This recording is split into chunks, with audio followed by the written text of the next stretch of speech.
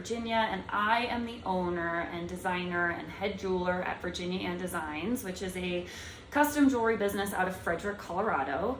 I specialize in custom, so I specialize in designing and building jewelry for people from scratch. We start with nothing and we end up with a really pretty piece of jewelry at the end. So I have quite a bit of experience in the jewelry world, and today I thought we would talk about dainty engagement rings. It's a super popular trend in engagement fashion today, and I have seen so much online and in social media promoting a huge variety of dainty engagement rings. The struggle that I am having as a bench jeweler who builds these rings on a daily basis is that more and more of these designs are getting thinner and smaller and daintier.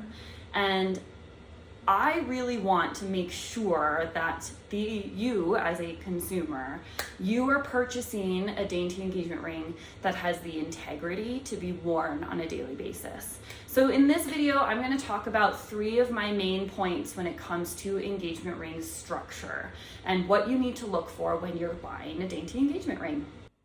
Okay guys, so the first thing I actually want to talk about is why it's important to talk about structure in terms of a piece of jewelry. So as a custom jeweler, one of the things that I like to talk with every single one of my clients about is how this piece of jewelry is going to be worn. There are pieces of jewelry that we wear once a week. We have pieces of jewelry that we wear maybe even once a year, but we also have pieces of jewelry that we wear every single minute of every single day. So there will be differences in how we design a piece of jewelry that's only worn occasionally and how we design a piece of jewelry that's worn all the time.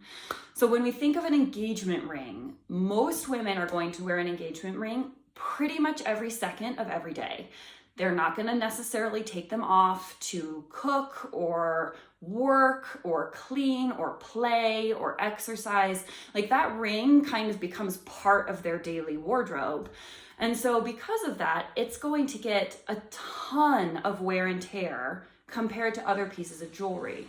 And that's why structure is so important when it comes to an engagement ring. You want to make sure that that ring is made in a way that it can be worn and take that abuse day in and day out. So that's why we're going to talk a little bit about the structure of a dainty engagement ring and what is important to consider when you're looking at all these different styles, because I can absolutely tell you some of them are made really well and you're going to have no problems wearing them every day for the next 30 years. But some of them are made like crap, and they are going to break in 2 seconds after you put them on, or the moment that you try to lift every single one of your grocery bags out of the car. So let's talk about those 3 important structural concepts and how we can incorporate those into your dainty engagement ring. All right, guys, so let's talk about what I think is probably the most popular design element when it comes to a dainty engagement ring, and that's the thinness of the band. Band thickness can vary greatly. So I've seen bands as thin as like 0.75 millimeters being sold online as an engagement ring. And I have to tell you guys, that freaks me out. Like, that's too thin. 1 millimeter, too thin. 1.2 millimeters, still too thin. I typically recommend a band be at least 1.8 millimeters thick to maintain durability in daily wear. Now, I know you guys might be thinking, oh, Virginia, that just makes it look too bulky. It's too bulky. I promise you, a 1.8 millimeter thick band is not going to look bulky. It will still look dainty and it will still look beautiful, but it will have a little bit more of that durability and that strength to withstand that daily wear and tear. All right, guys, so the second thing we're going to talk about when it comes to engagement ring structure are all of the little diamonds on the band. I don't know about you guys, but I'm a huge sucker for a little extra sparkle on engagement rings, and I actually really love the look of diamonds set into the band of an engagement ring. Here's the issue. The second you start setting diamonds into the band, you're going to be compromising some of the structure of that band. When we set stones, we have to make space for them. So we go in and we drill out parts of that band to be able to snug in that diamond. when we do this, we're taking away metal from the band. So logically, that's making the band weaker where those diamonds are set. So think about it, if we're using ultra thin bands already that are already structurally compromised because of how thin they are, and we make them even more structurally compromised by setting a lot of little tiny diamonds, you're just gonna lose all your diamonds, because that's exactly where that band is going to break or bend. And the second a band breaks or bends where those tiny diamonds are is when you start losing those stones. So my recommendation is almost always to use at least a 2 millimeter thick band and set stones that are about 1.8 millimeters in diameter into that band.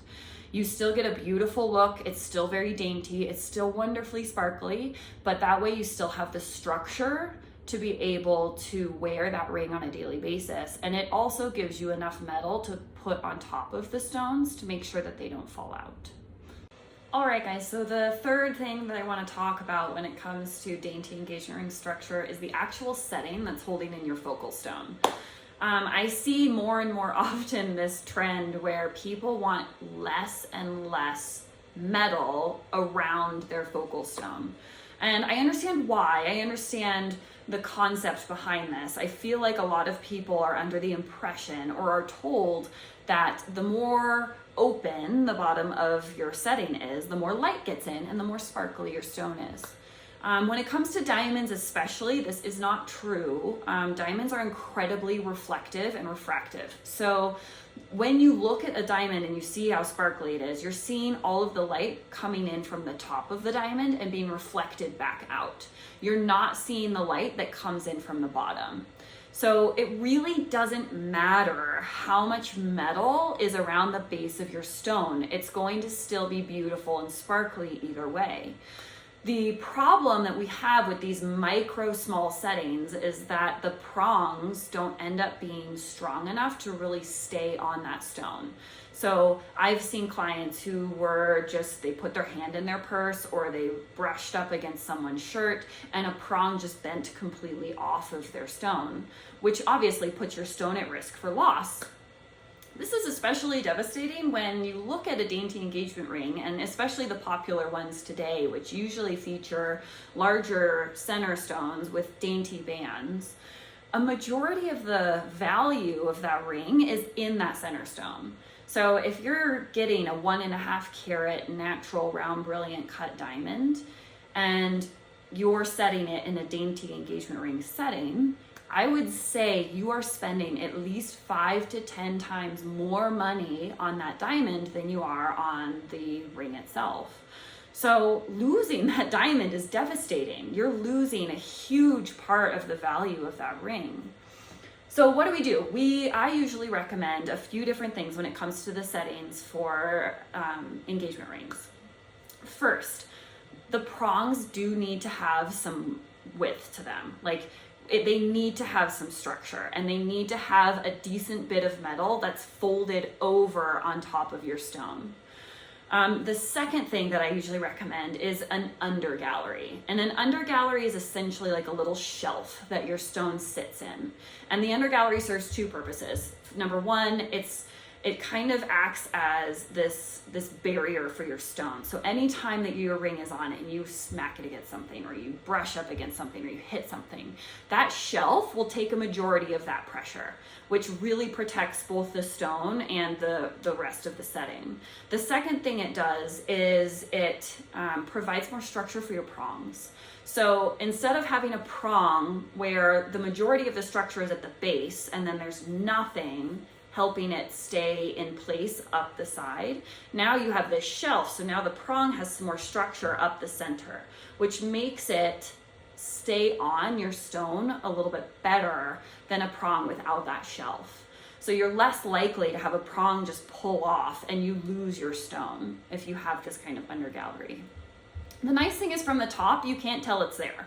9 times out of 10, you can't see it.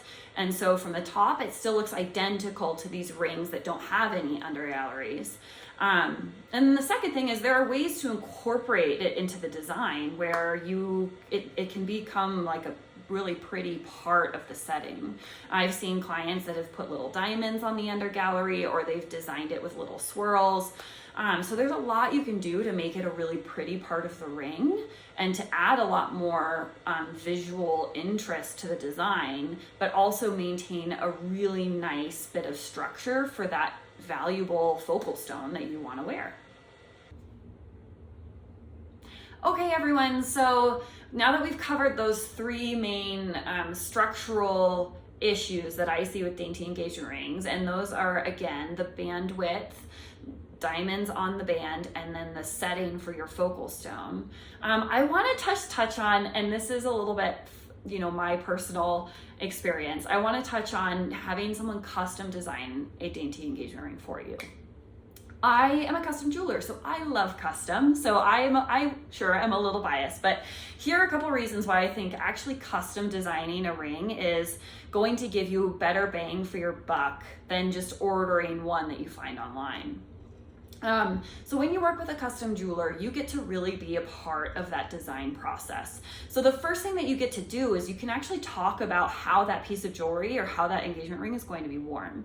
I always ask my clients, what does your future fiance, or what do you plan on doing in this ring? What kind of hobbies do you have? What kind of work do you do? Are you someone that works a lot with your hands, or do you type on a computer all day? These are all incredibly important when it comes to deciding the type and the amount of structure that we need to build into a dainty engagement ring.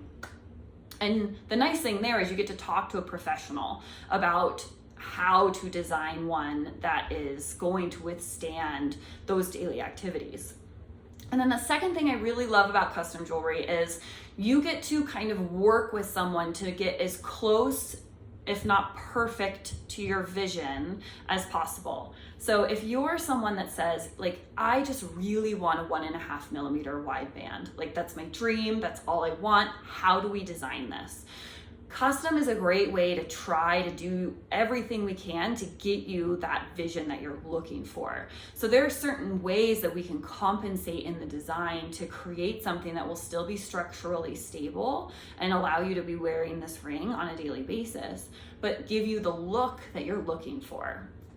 So you guys, I love custom. If you have any questions when it comes to custom jewelry, custom engagement rings, or even jewelry in general, please don't hesitate to reach out. You can email me, you can request a video conference, you can call.